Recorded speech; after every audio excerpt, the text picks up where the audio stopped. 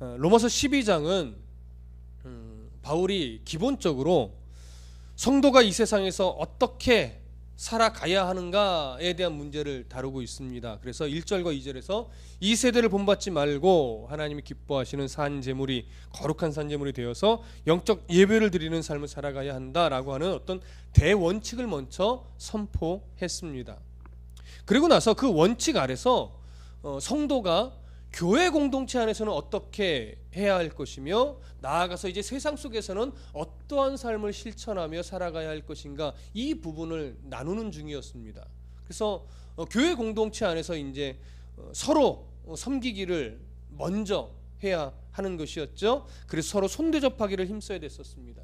그런 훈련을 가지고 이제 세상 속에서 어떻게까지 우리가 궁극적으로 가야 되느냐, 너희를 박해하는 자를 위해서 축복하는 자리에까지. 그래서 저번 주에 우리가 내용은 어렵지 않으나 매우 부담스럽고 참 쉽지 않은 그런 말씀이라고 우리가 나누었습니다.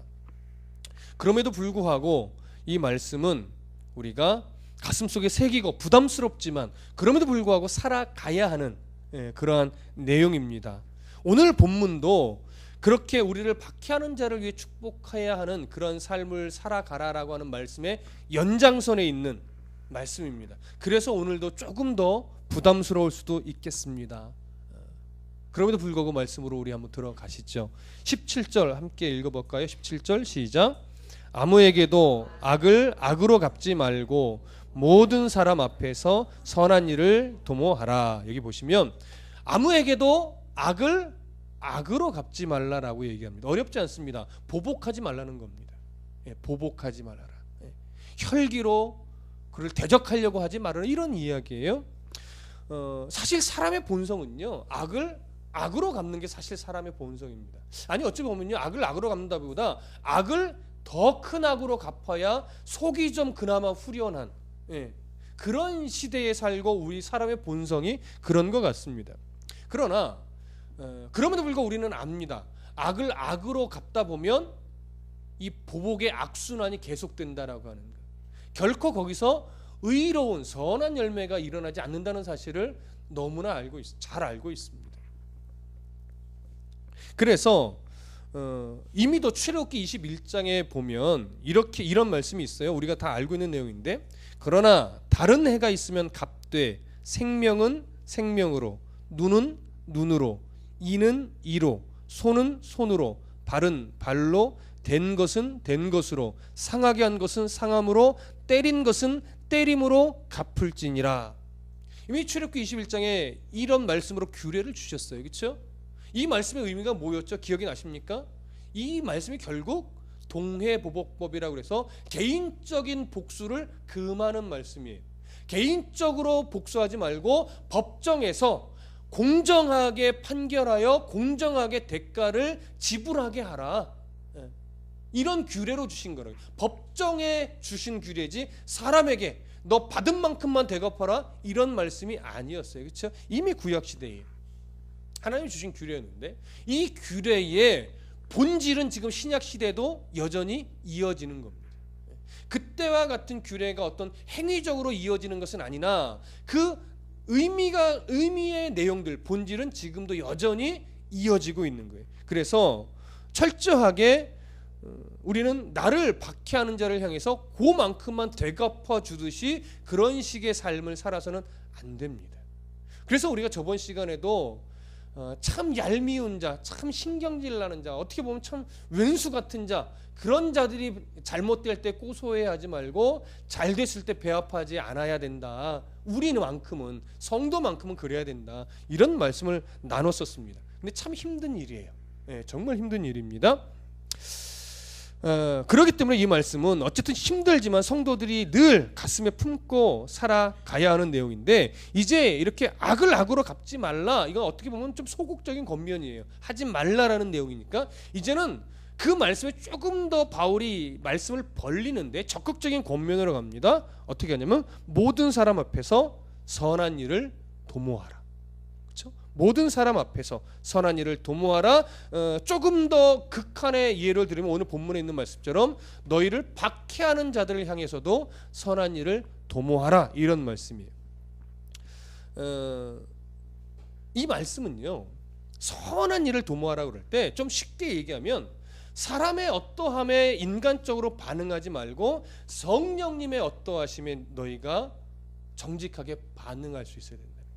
성령님이 마음에 이끄시는 대로 반응해야 되는. 그러니까 사실은 우리가 어떤 사람을 대할 때, 어떤 상황을 접할 때 거기서 어떻게 해야지 하나님이 기뻐하실지 사실은 알아요.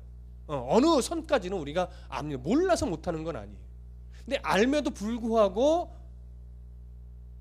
우리의 어떤 감정 상태나 분노가 그 성령님이 주시는 생각에 따라가지 못하고 오히려 그 위에 치고 올라가 버려서 성령님이 기뻐하시는 대로 행하지 못하는 거죠. 그렇게 말하지 못하고 그렇게 행동하지 못하는 것뿐이 사실은 모르지는 않습니다. 근데 그렇게 하기가 때로는 억울하고 열받고, 야 내가 꼭 그렇게까지 해야 되면서 마음이 짜증이 나니까 그렇게까지 못하는 것뿐이에요. 저도 뭐 물론 예외일 수 없고요.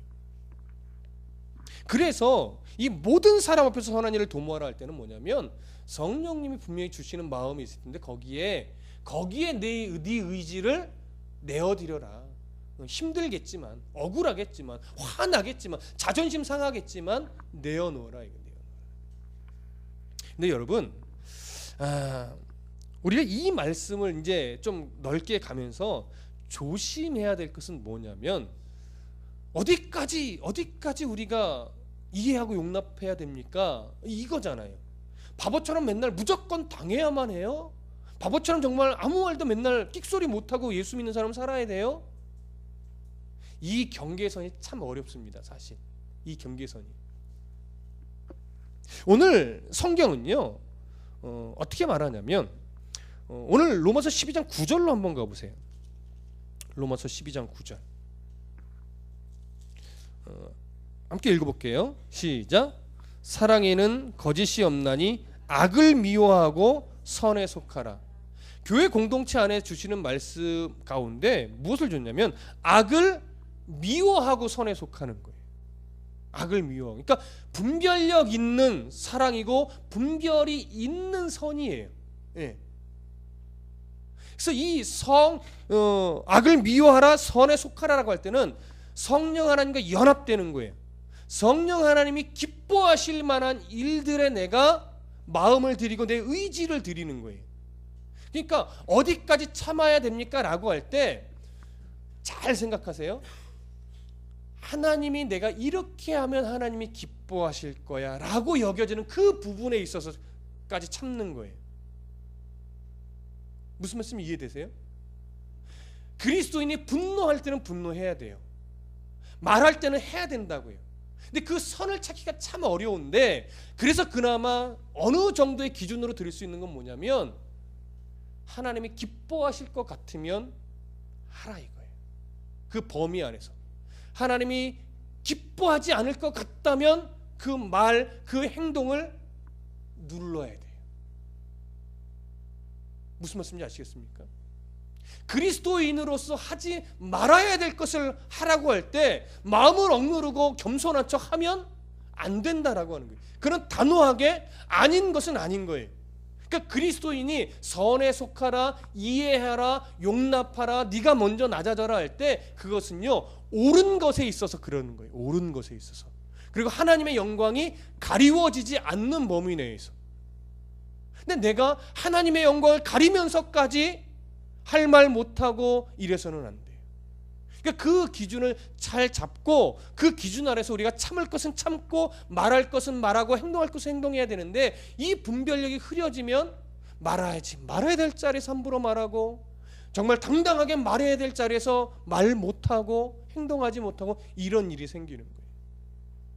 그래서요 여러분, 오늘날 어떻게 보면 오늘날의 문화를 보면 사회의 어떤 문화 속에서 이슈가 되는 어떤 단어 하나를 꼬집으라고 하면 저는 이런 단어를 꼬집을 수 있을 것 같아요. 투쟁. 왜 이런 단어냐면 사회를 말하는 거예요. 무슨 일만 있으면 그게 좋은 일이든 나쁜 일이든 집단적인 어떤 투쟁 의식으로 자꾸 가요. 나름대로의 명분은 다 있어요. 뭐 생계, 또는 뭐 정치, 문화, 뭐 어려운 이웃을 위해서 뭐 이런 것에 이제 앞장서서 해야 된다는데 나라가 뭐 정부가 정치가 어디가 응답하지 않고 바르게 반응하지 않으니까 우리는 그것을 얻어내기 위해서 막 끝까지 가야 됩니다 하면서 집단적인 어떤 투쟁적인 모양새로 흘러간단 말이에요. 그것이 다 나쁜 거는 아닌데, 그리고 때로는 성도도 그리스도인들도 거기에 동참해야 될 땐 동참해야 되는데 왜 조심스럽냐면 그런 투쟁들에 함께 할 때 사실은 많은 부분이요 하나님의 영광을 가리우게 되는 경우가 참 많습니다. 명분은 거룩하지만 그런 행동이 하나님의 영광에 옳지 않고 하나님의 영광을 가리우게 되는 경우가 너무 많아요. 그래서 그리스도인들은 어떠한 단체나 어떤 운동 같은 데 참여해서 한 목소리를 낼 때 조심하셔야 돼요. 무조건 이게 어려운 사람을 위한 일에서 막 무조건 함께 소리를 낸다고 좋은 것은 아닙니다. 그래서 참 어렵습니다. 내가 말해야 될 자리가 어딘가, 내가 함께 행동해야 될 자리가 어딘가, 이런 것들을 잘 분별해서 가야 돼요. 어렵습니다. 제가요 여러분들 앞에서 이건 A고 이건 B입니다, 이게 딱 끊기가 참 어려워요. 그래서 이 정도까지만 일단은 얘기할 수밖에 없습니다. 그렇기 때문에 여러분 선한 일을 도모하라 할 때 이 기본적인 의지는 하나님께서 기뻐하실 만한 일에 나의 의지를 드리는 거예요. 하나님이 기뻐하실 만한 일, 그 기뻐하실 만한 섬김, 낮아짐, 겸손, 이해, 용납, 이 모든 것들이 하나님이 기뻐하실 만한 일이라는 것, 이걸 여러분 꼭 명심하셨으면 좋겠습니다. 그렇기 때문에 여러분 오늘 뭐 선한 일을 도모하라 하면서 18절을 이렇게 말하는 거예요. 그래서 할 수 있거든 너희로서는 모든 사람과 더불어 화목하라. 여러분 여기서 우리는요 무슨 말씀에 조금 주목해야 되지만 할 수 있거든 이 말에 조금 주목해야 돼요. 여러분 왜 바울이 할 수 있거든 이런 표현을 썼을까요? 화목이라는 것은 너무나 귀한 일이고 그리스도인은 어디를 가든지 화목하는 일에 앞장서야 되는데 사실 화목한다라고 하는 것이 쉽지 않습니다. 내가 화목하고 싶어도 사실 내 자존심이 용납 안 하는 경우도 있고요. 내가 자존심을 누리고 화목하려고 하는데 상대방이 화목을 받아주지 않아서 화목이 안 되는 경우도 있어요. 그래서 화목은요 단순하게 나의 애씀만으로 되어지는 것이 아닙니다. 화목이라고 하는 것이 그래서 쉽지 않고 만만치 않아요. 그래서 오늘 할 수 있거든 너희로서는 모든 사람과 더불어 화목하라 이렇게 말하는데 이 화목을 그럼 어떻게 화목해야 될까? 이것을 우리가 힌트를 볼 수 있는 게 마태복음으로 한번 가보시죠. 마태복음 5장. 마태복음 5장 9절로 한번 가보겠습니다.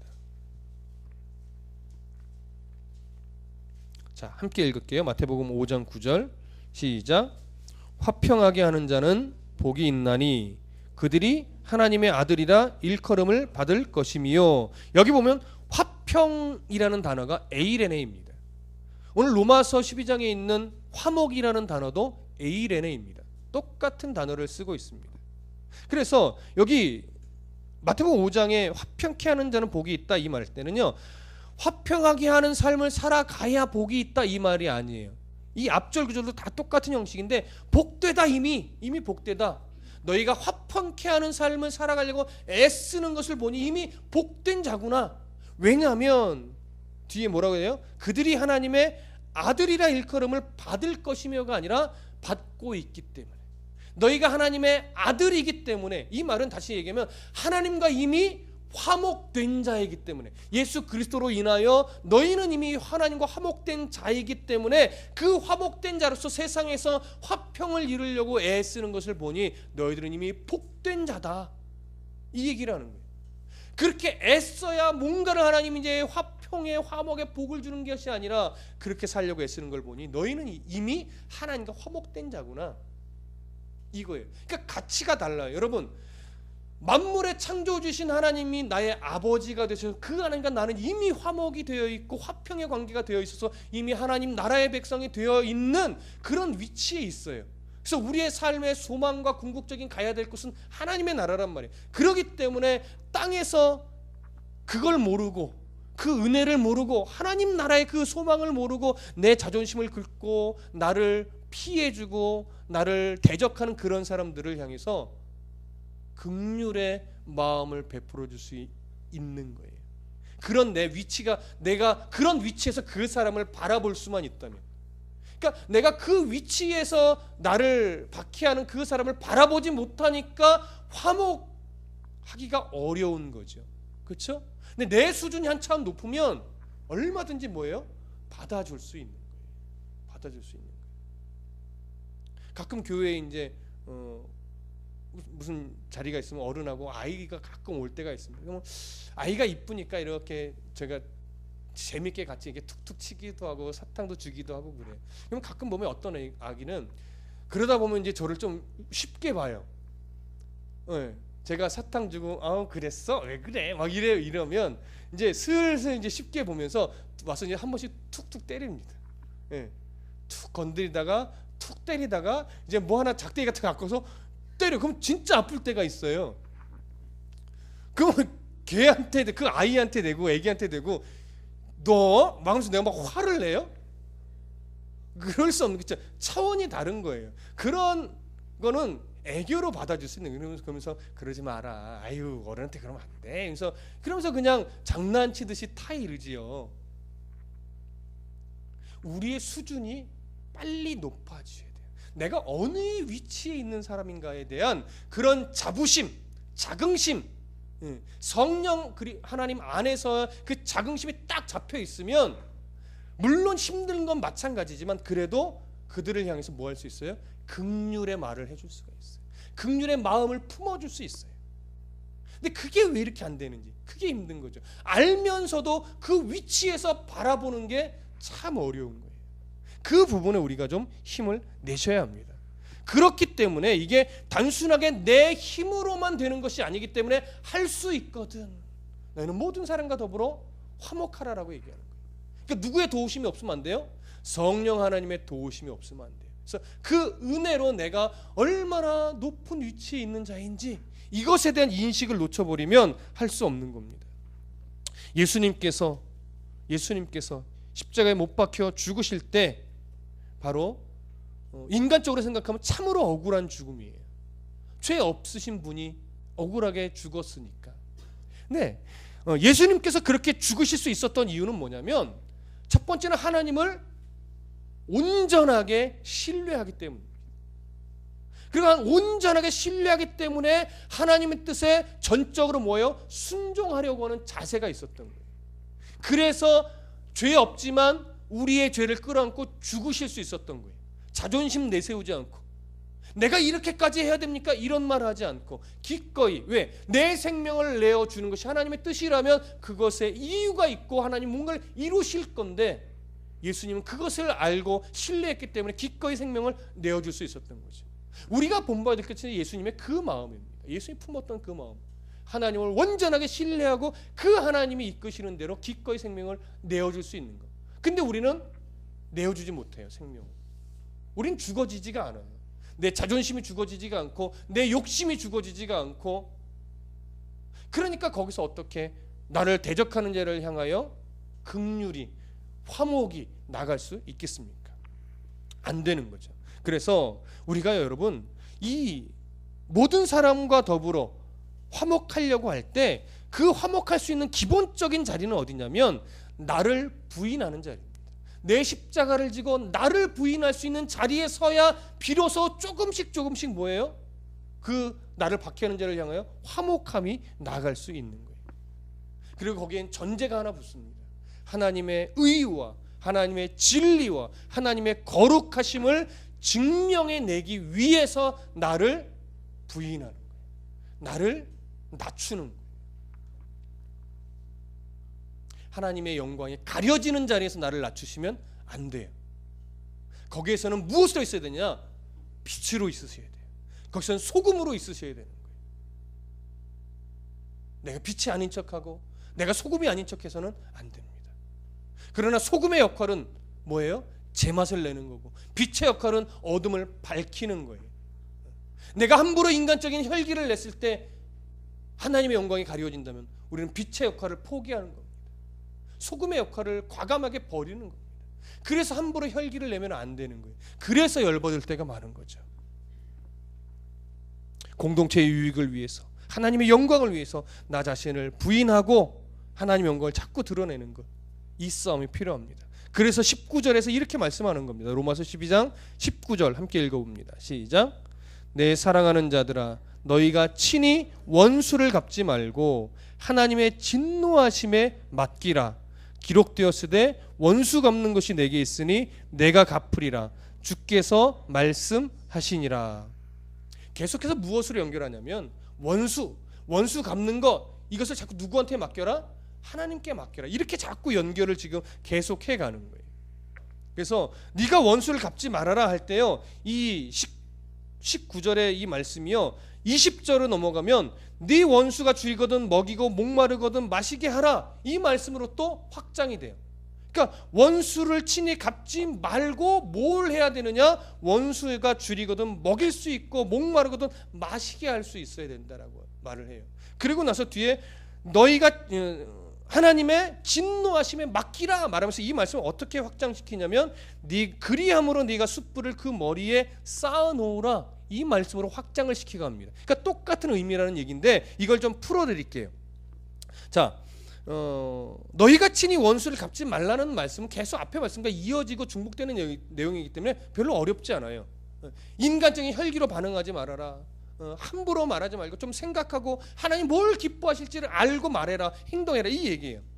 그러면서 아무리 원수라도 줄이거든 네가 그리스도인으로서 그에게 하나님의 영광을 드러내기 위해서 먹이고 물을 마시게 하고 이러한 역할을 감당하라. 그게 소금의 역할이고 그게 빛으로서 할 일이라는 거죠. 그러면서 그렇게 하는 이유가 뭐냐면 이제 너의 억울함, 너의 열받음, 너의 화남, 너의 분남, 이것을 누구한테? 하나님의 진노에 맡기라는 거예요. 하나님의 진노. 하나님의 진노에 맡긴다는 것은 뭐냐면요, 그가 어떻게 되어지든지 하나님 알아서 판단해 주세요, 이 얘기예요. 그러니까 알아서 판단하라 할 때는 기본적인 우리의 마음에는 사실은 뭐냐면 하나님이 알아서 처벌해 주세요, 이런 느낌이 우리한테 사실 더 많지만 성경은 그것만을 말하지 않고 하나님이 나는 정말 저 사람에서 너무 화가 나는데 하나님 저 사람을 바꾸어 놓으시든지, 하나님의 자녀라면 그를 정화시켜 회개하여 바꾸어 주시든지, 아니면 하나님이 벌을 주시든지 하나님이 알아서 하십시오. 나는 하나님이 내게 주신 역할, 원수가 줄이거든 먹이고 목마르거든 마시게 하는 그 역할을 제가 감당하려고 애를 쓰겠습니다. 하나님 책임져 주시옵소서. 이렇게 그 결과를 내어 맡기는 거예요. 내어 맡기는데 하나님 벌을 안 주는 것 같아. 그러면 우리는 내가 또 오늘 내가 이번에 또 하나님한테 속았나 봐, 이렇게 반응할 수 있으나 그러지 말라는 거예요. 아직 뭔가가 변화되지 않는다 할지라도 하나님이 심판하지 않고 있다면 이유가 있는 거라는 거죠. 그 수준까지 가야 된다는 거예요. 그 이야기가, 그 말이 20장 뒤에 있는 네가 숯불을 그 머리에 쌓아 놓으라, 이 말의 의미입니다. 이게 해석하기가 조금 어려운 부분인데 주석에도 보면 약간 몇 가지 견해가 나눠져 있지만 그걸 결론적으로 말하면 이거예요. 숯불이라고 하는 것은 크게 두 가지 의미예요. 첫 번째는 하나님의 진노를 의미하고 두 번째는 정화를 의미합니다. 그러니까 내가 인간적으로 혈기 부리지 않고 내가 원수지만 그가 굶주릴 때 내가 먹일 수 있게 해주고, 내가 정말 화나지만 그가 목말랄 때 내가 물을 주는 이유는 그의 머리에 하나님의 진노를 쌓는 거예요. 하나님의 숯불을 올려놓는 거예요. 그래서 하나님이 뭐하든 정화시키시든지 하나님이 벌해 주시든지 둘 중에 하나 하나님이 하실 것을 내가 믿습니다, 그런 하나님을 내가 신뢰합니다 라고 하면서 결과를 하나님께 결과를 내어 드리는 거예요.